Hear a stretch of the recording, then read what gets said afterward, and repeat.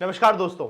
SBI clerk के exam के लिए तकरीबन 15 दिन हमारे पास बचे हुए हैं और दिसंबर का मंथ हमारा आधा निकल चुका है। आधे बाकी मंथ में 15 दिन की टू डू लिस्ट क्या होगी, ये वीडियो इसको लेकर है। साथ में मैं बताऊंगा कुछ ऐसी मिस्टेक्स है जो कहीं आप कर तो नहीं रहे, तो दोनों चीजों को दोस्तों बड़े ध्यान से देखना।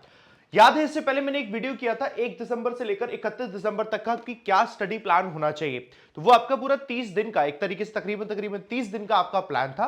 और उस 30 दिन के प्लान में मैंने आपको दो चीजें मेजरली बताई थी। पहली कि मॉक पेपर सॉल्व करना है और दूसरी मैंने बताई थी पढ़ाई करनी है तो कैसे करनी है। उसी चीज को दोस्तों आगे बढ़ाते हुए 1 दिसंबर से लेकर 15 दिसंबर तक तकरीबन आपके 20 मॉक पेपर हो जाने चाहिए थे। ये प्लानिंग थी कि 20 मॉक पेपर दोस्तों हो जाने चाहिए थे। अब ये मुझे अब बताना है, आप में से जितने ही बच्चों की 20 मॉक पेपर हो चुके हैं तो बहुत अच्छी बात है, और जिसके 20 नहीं हो चुके हैं इसका मतलब उसने गड़बड़ कर दी है, शुरुआत से वहां पर गड़बड़ हो चुकी है। टारगेट ये लिया था 40 मॉक पेपर करने, तो अब आप सुनिए बचा क्या है, अब वो आपको करना क्या क्या है। पहली चीज तो दोस्तों मॉक पेपर बचे हुए 20 वो आपको करने हैं। तो 20 मॉक पेपर कैसे करने हैं इसके लिए मैंने ये प्लानिंग बताई थी कि मंडे से लेकर फ्राइडे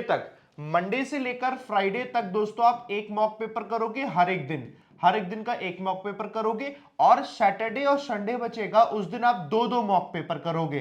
तो आपका इस तरीके से सैटरडे संडे में 4 मॉक पेपर हो जाएंगे और यहां पर आपके दोस्तों ये 5 मॉक पेपर हो जाएंगे, है ना। हर दिन एक करोगे, तकरीबन 9 मॉक पेपर, 8 9 मॉक पेपर आपके होंगे एक कंप्लीट हफ्ता पूरा होने के साथ साथ।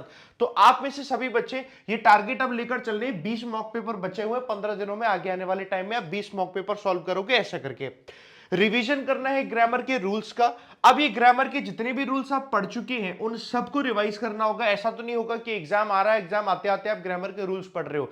जितने आपने पढ़ रखे हैं, जो आप सीख चुके हो, उन सबका रिवीजन साथ के साथ होते रहना जरूरी है। एंड वक्त पे रिवीजन करोगे कुछ याद नहीं रहेगा, सब मिक्स्ड हो जाता है।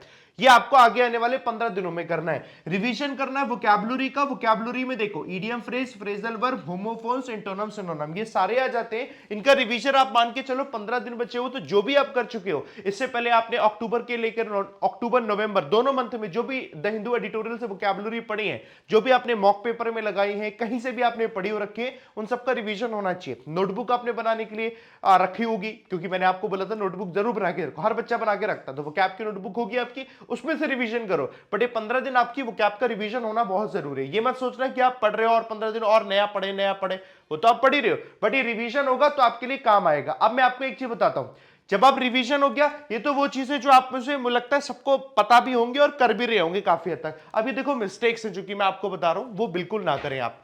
पहली मिस्टेक आप में से काफी सारे बच्चे कर रहे होंगे, नो मॉक पेपर एनालिसिस। यानी 20 मॉक पेपर अगर आप कर चुके हो पहले 1 दिसंबर से लेकर 15 दिसंबर के आसपास में, आज तारीख तो वैसे 13 है ना, लेकिन हाँ अगर जितने भी मॉक पेपर कर चुके हो तो उस मॉक पेपर का अगर एनालिसिस नहीं किया तो बहुत गड़बड़ वाली बात है। मैंने इसके लिए देखो वीडियो बनाया था, ऐसे करें mock paper analysis for SBI clerk 2023। Analysis करना कैसे, मैंने ये भी वीडियो बनाया हुआ है, तो जाकर आपको ये जरूर देखना है कि एनालिसिस करना कैसे है, और वो एनालिसिस सीख लोगे तो भी फायदा रहेगा, वरना मॉक पेपर करने का कोई फायदा ही नहीं रहा, कोई बेनिफिट नहीं रहेगा। कभी मार्क्स कम आएंगे, कभी बहुत ज्यादा आ जाएंगे, पता ही नहीं चलेगा कि क्यों कम आ रहे हैं, क्यों ज्यादा आ रहे हैं, है ना।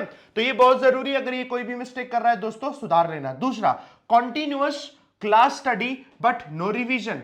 क्लास में स्टडी होती जा रही है लेकिन क्लास का रिवीजन नहीं हो रहा है। आपका रिवीजन बाकी चीजों का हो रहा है लेकिन क्लास में जो पढ़ाया जा रहा है उसका रिवीजन नहीं हो रहा है। जैसे कि क्लास में पढ़ाया जा रहा है रीअरेंजमेंट कैसे सॉल्व करें, क्लास में पढ़ाया जा रहा है रीडिंग कॉम्प्रिहेंशन कैसे करें, ये बड़े बड़े सब्जेक्ट, बड़े बड़े एक सेक्शन है, और सेक्शन में अच्छा खासा स्कोर आपका बनेगा, और बिना इसके तो आप पास नहीं हो पाओगे, सच बात तो ये। तो आपको करना है, सीखना है। तो हर एक सेक्शन का जो क्लास में पढ़ाया जाता है उसका रिवीजन बहुत जरूरी है, क्योंकि आप खुद से रिवीजन करते हो बहुत जरूरी है, बट क्लास में पढ़ना फिर आगे बढ़ जाना बेकार हो जाएगा। रिवीजन बहुत जरूरी है, अगर ये मिस्टेक कर रहे हो सुधार लेना। तीसरी मिस्टेक होती है दोस्तों डिस्ट्रैक्शन। ये आप में से बहुत सारे बच्चे जिन्हें पता ही नहीं है लेकिन डिस्ट्रैक्शन हो जाता है। कैसे होता है ये मैं आपको बताता हूं। नंबर 1, पढ़ाई कर रहे हो, पढ़ाई करते करते एकदम करते करते मैथ का सवाल लगा रहे हो, बोटन स्ट्रीम, दिमाग कहीं और चला गया। जैसे कि एग्जाम में क्या होगा, उस टाइम क्या पढ़ाया था, ये करते करते रीजनिंग में ये था, इंग्लिश में ये था, ये पढ़ते पढ़ते उस दिन मॉक में इतना स्कोर आया था, ये ना चाहते हुए भी दिमाग इधर उधर जाने लग जाता है। अगर ऐसा जा रहा है, आप अपने हिसाब से ध्यान से सोचना क्या ऐसा हो रहा है क्या।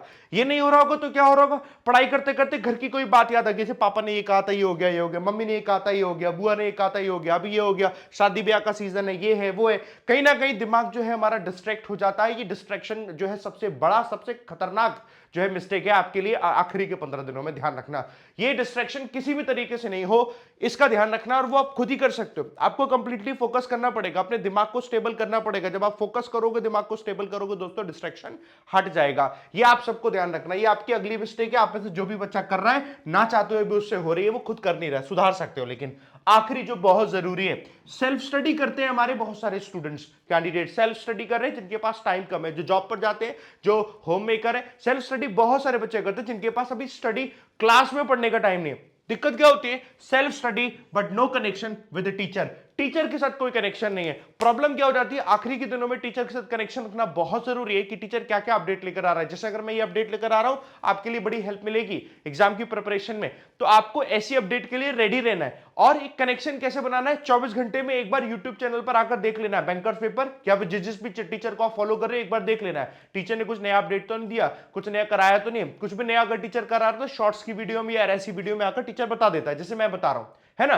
तो ये कनेक्शन रखना बहुत जरूरी है। आखिरी के टाइम पे छोटी छोटी ऐसी बहुत सी मिस्टेक होती है जो हमें पता ही नहीं होती है, और वो हमारी मिस्टेक सुधार सकता है वही टीचर। इसलिए टीचर के साथ कनेक्शन बहुत बहुत ज्यादा जरूरी है।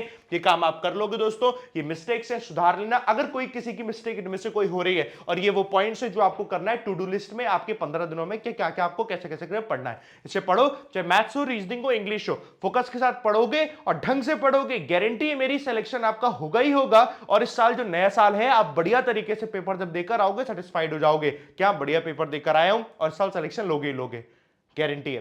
कोई प्रॉब्लम आ रही है, कोई समस्या आ रही है, इंग्लिश में किसी सेक्शन को सीखने में समस्या आ रही है, मेरे को कमेंट करके बताना है, मैं आपके लिए वीडियो बनाऊंगा, ठीक है। चलिए, थैंक यू दोस्तों मेरे साथ बने रहने के लिए। कोई प्रॉब्लम आए मेरे को फिर से बताना।